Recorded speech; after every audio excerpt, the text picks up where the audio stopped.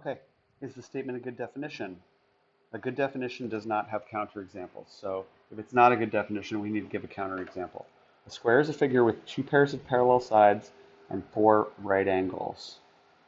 That seems, well, that's true, but does that definitely make something a square? Okay, because it's got to have the inverse, the converse has got to be true as well. So a square is a figure with two pairs of parallel sides and four right angles, but can we do the reverse of it? Okay, can you say um, a figure with two pairs of parallel sides and four right angles is a square? Or a better way to say it is, if a figure has two pairs of parallel sides and four right angles, then it is a square. And that's not necessarily true. So we can say, no. What else has four pairs of parallel sides and four right angles? No. Rectangle. That's all I'm going to write. It's just rectangle because that's the counterexample. Okay. Now, 31. One way to show that a statement is not a good definition is to find a, you got it, counterexample.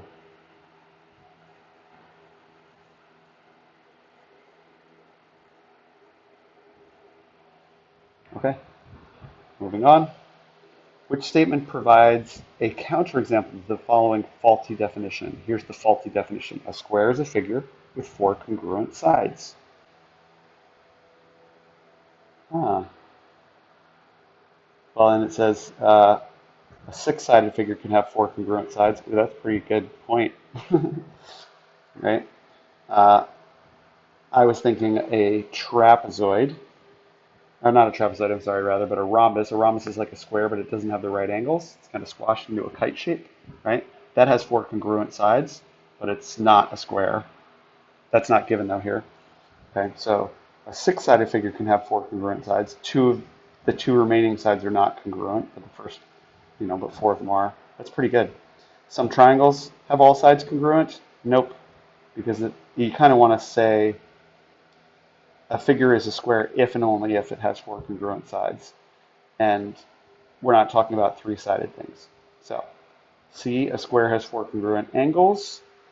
Nope, we're not talking about the angles, we're talking about the sides. And D, a rectangle has four sides.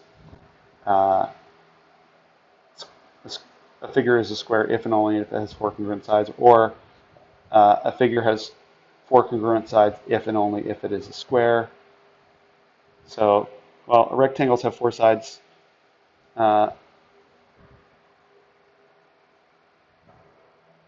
they're not congruent, and so that doesn't really fit with what we're talking about. So A works for us. Okay, I'm gonna go with A. Okay, and 33, which biconditional is not a good definition. Well, if we can find a counterexample, it's not a good definition, even though they don't ask us for it. A whole number is even if and only if it is divisible by 2. I actually agree with that. Okay. B, a whole number is odd if and only if the number is not divisible by 2. Yeah, because the only things that are not divisible by 2 are odd numbers. Let's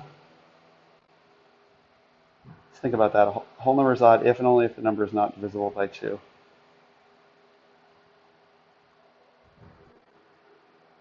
Well, because 2, yeah, I guess that's true. Okay.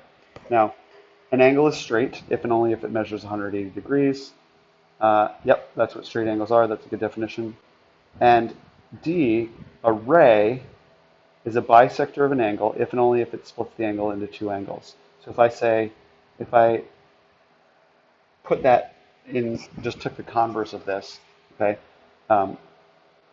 If a ray splits an angle into two angles, then the ray is the bisector of an angle. No, because it could split it into two angles that are not congruent. It doesn't mention the fact that it needs to be congruent, okay? So just because a ray splits an angle into two other angles does not make it a bisector of the angle. They would have to specifically cut it into equal angles, and there's nothing mentioned about that. So I'm going with D.